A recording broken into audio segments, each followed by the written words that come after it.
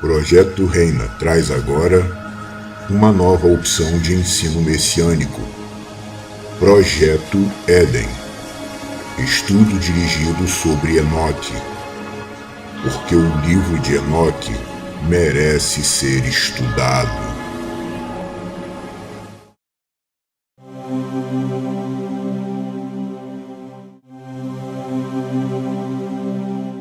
Capítulo 1.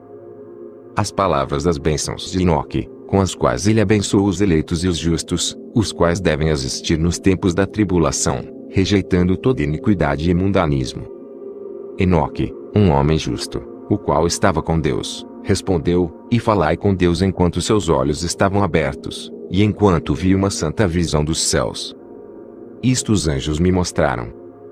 Deles eu ouvi todas as coisas e entendi o que vi, coisas que não terão lugar nesta geração, mas numa geração que deve acontecer num tempo distante, por causa dos eleitos.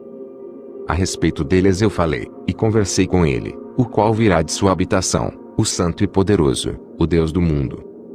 O qual pisará sobre o monte Sinai, aparecerá com suas hostes, e se manifestará com a força do seu poder dos céus.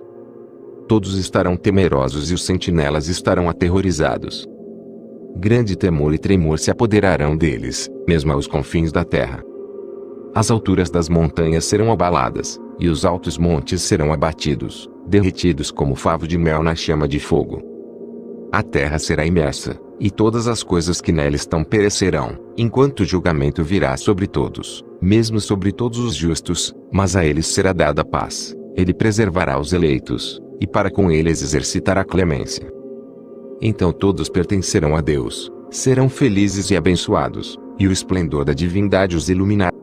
Capítulo 2. Eis que ele vem com dezenas de milhares dos seus santos, para executar julgamentos sobre os pecadores e destruir o iníquo, e reprovar toda coisa carnal, e toda coisa pecaminosa e mundana que foi feita e cometida contra ele.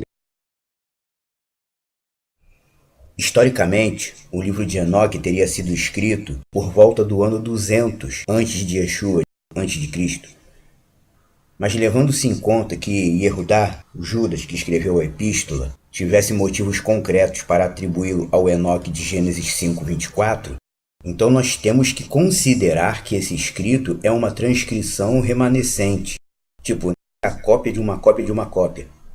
Mas devemos considerar que foi escrito pelo próprio Enoque, como aliás poderia ter sido também com o próprio texto da Torá, porque a primeira transcrição da Torá não foi feita em nenhum rolo, nenhum pergaminho, nenhum pedaço de papel. A primeira transcrição da Torá foi feita nas placas de pedra pelo próprio Deus, como consta. Mas ninguém usa as placas de pedra escrita Torá. O cristianismo e o judaísmo aboliram o livro de Enoque por razões distintas.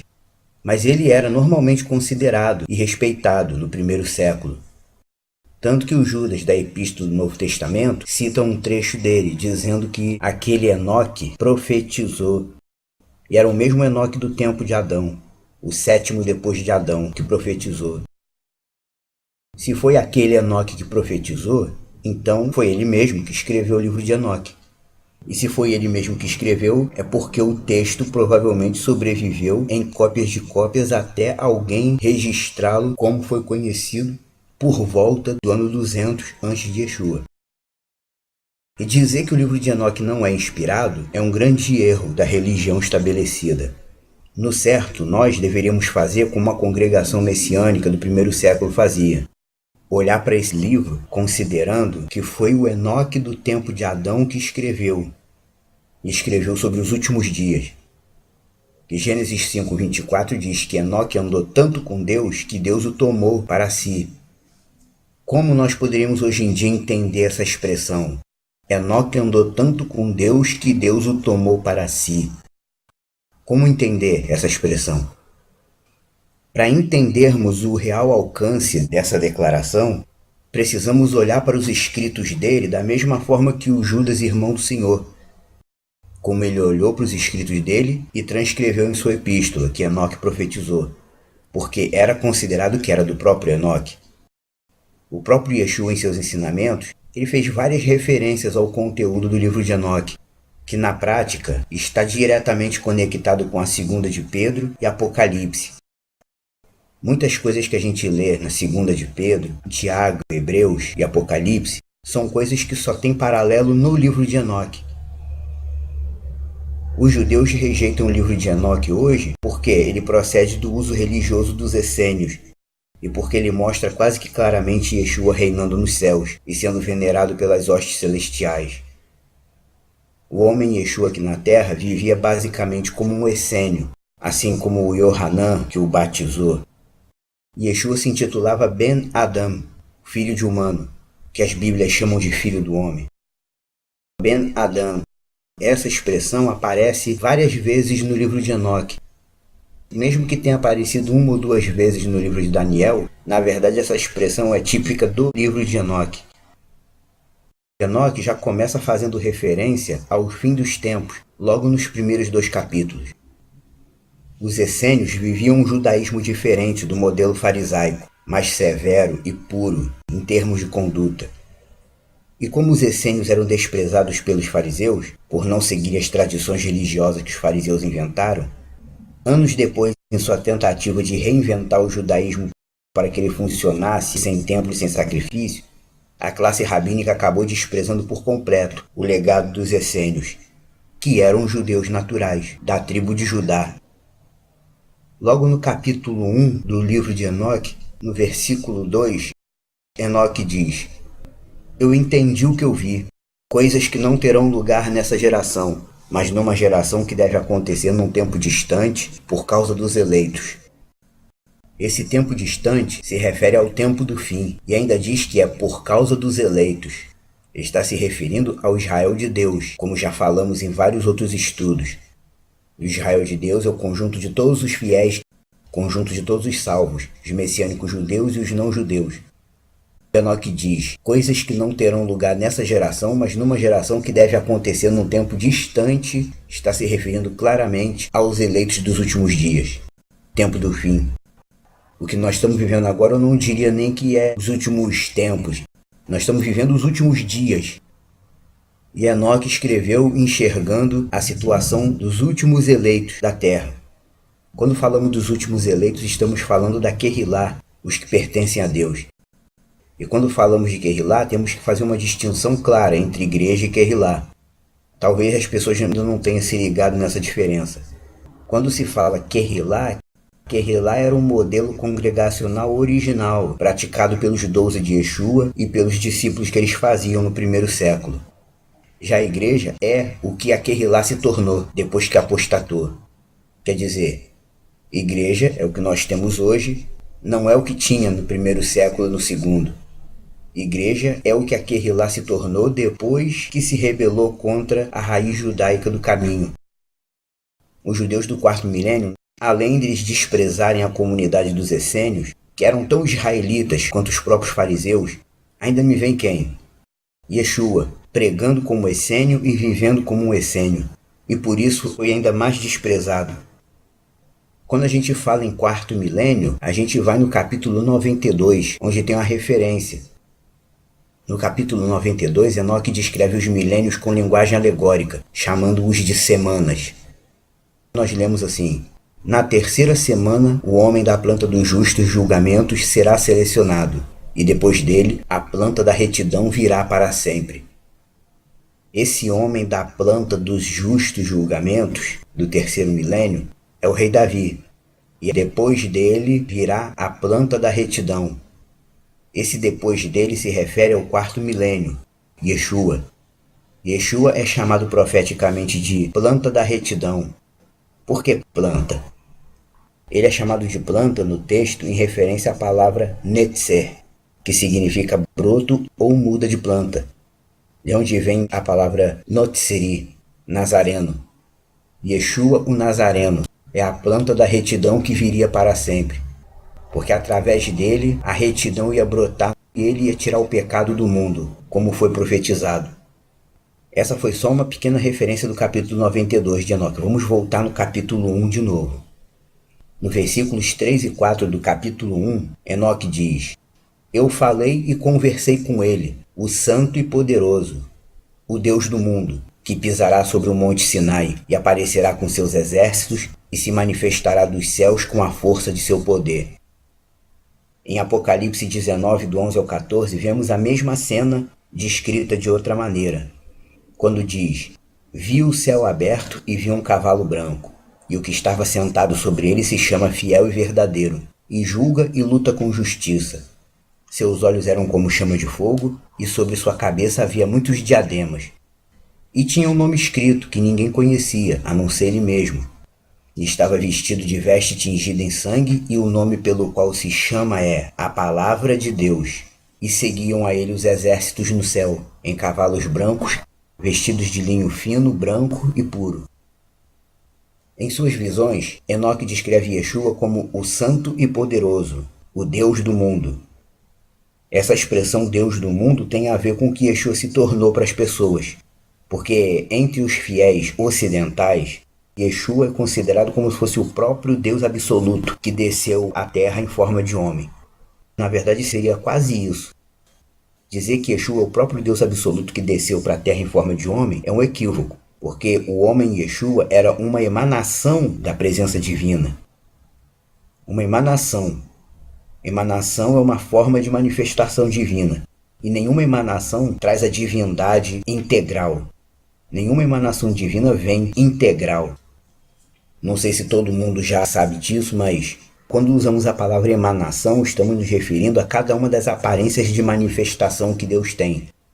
As formas que ele tem de se apresentar a humanos comuns, que não podem vê-lo como ele é realmente. Ben Adam, o filho de humano, Atiqueomim, o antigo de dias, o Malaquiá, chamado de anjo do Senhor, o Espírito Sagrado, e o próprio Yeshua em sua forma humana, em seu corpo humano que viveu aqui no mundo, são emanações divinas. São formas alternativas do mesmo Deus se apresentando de forma reduzida ao humano. É bom falar disso porque eu não sei se todo mundo já sabe disso. Emanação é cada uma das formas de manifestação que Deus tem para se apresentar parcialmente a humanos comuns.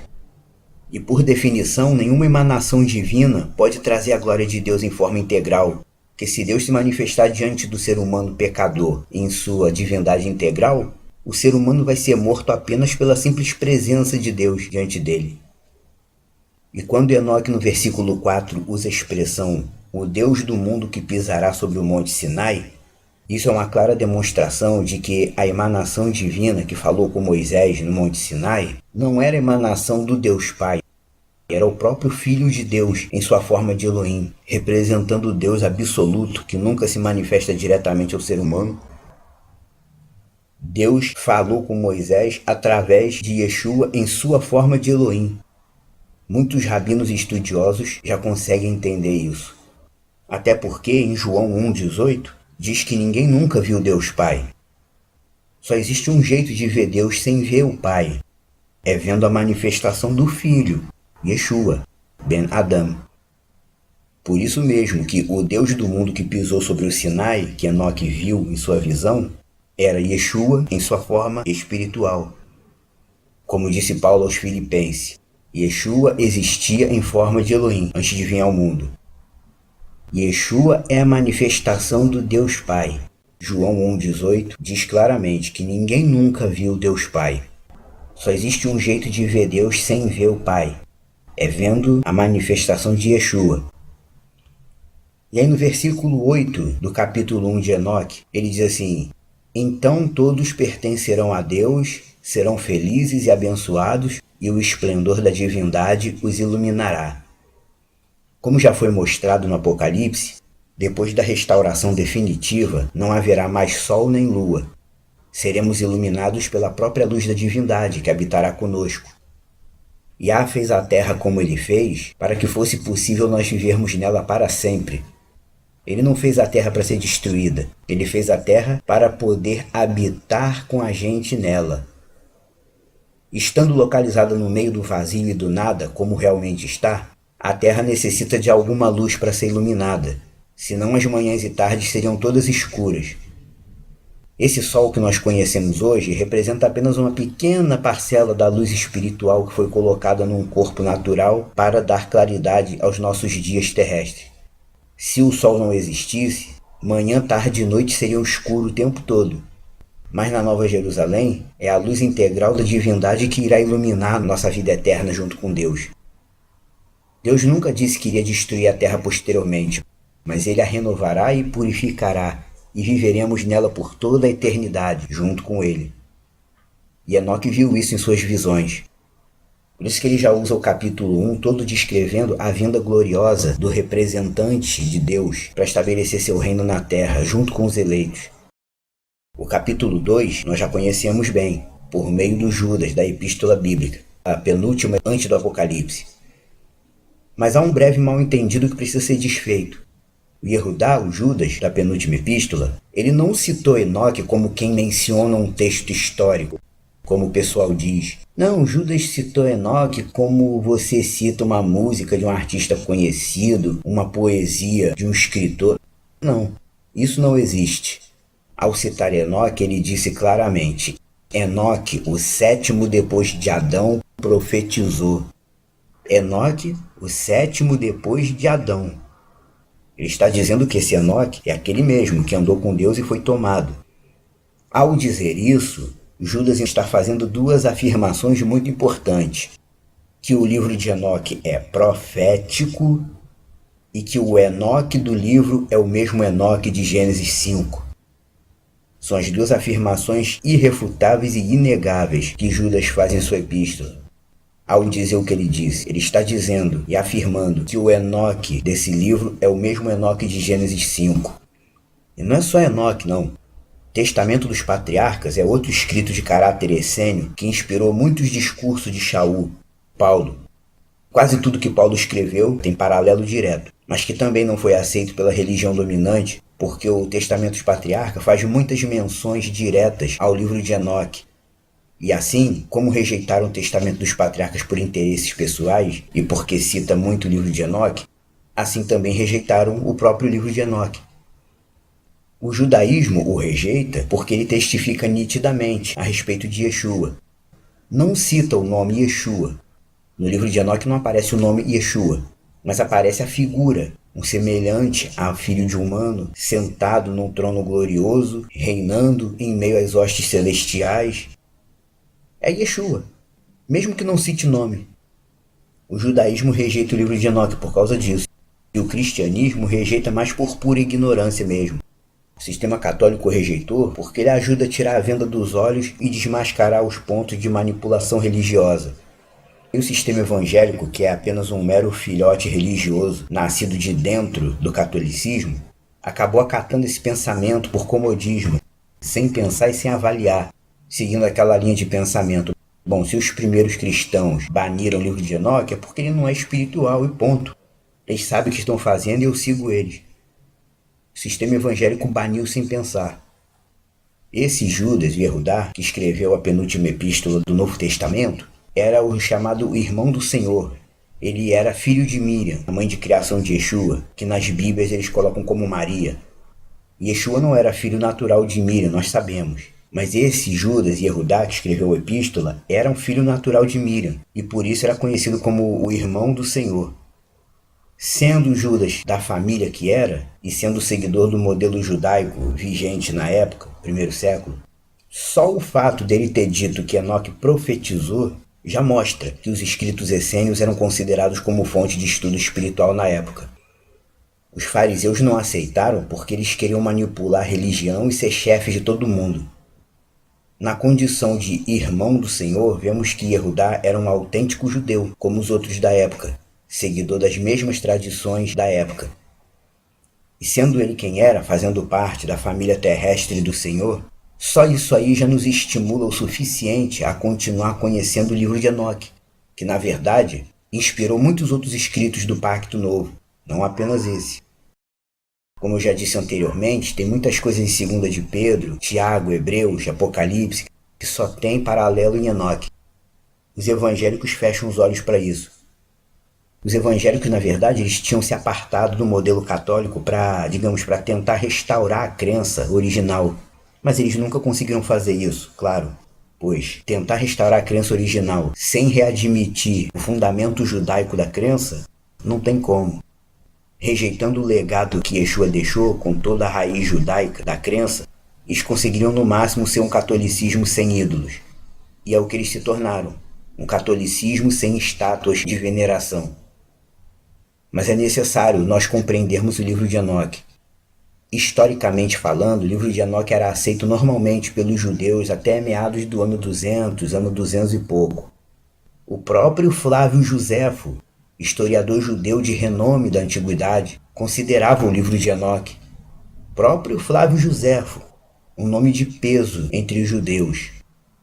E quando você estuda o assunto a fundo, você vê que os judeus, até meados do ano 200 e pouco, eles aceitavam o livro de Enoque normalmente, como era feito no primeiro século. Eles aceitavam normal, até que um rabino veio e o tirou do cânon. Esse rabino foi Shimon Bar Yochai, o discípulo número 1 de Rabi Akiva. Você lembra, né? Rabi Akiva foi o inventor da lei oral, que deu origem ao Talmud. Rabi Akiva foi o grande responsável por distorcer o judaísmo baseado na Torá. E esse Shimon Bar Yochai era o discípulo número 1 de Rabi Akiva. E foi esse Shimon Bar Yochai que amaldiçoou o livro de Enoque e tirou ele da lista de livros aceitos. E com a influência que tinha, por ser o discípulo número 1 do criador do Talmud, digamos assim, o que ele fez foi aceito. Você vê, né? Era assim, desse jeito, que os opositores de Yeshua faziam. Eles jogavam pesado. Eles não estavam de brincadeira. Valia tudo para abafar a importância de Yeshua. E pelo fato do Shimon Bar Yochai ter mexido e tirado o livro de Enoque de jogada, dá para ver que ele era mais um que não aceitava a messianidade de Yeshua. Agora você entende por que é tão necessário e importante conhecer o livro de Enoque? Ele incomodava os opositores do verdadeiro Mashiach, que é Yeshua. E por isso então eu digo a você, seja bem-vindo ao estudo do livro de Enoque. Isso foi só um começo. Nas próximas semanas terá mais. Em nome de Yeshua. Amém.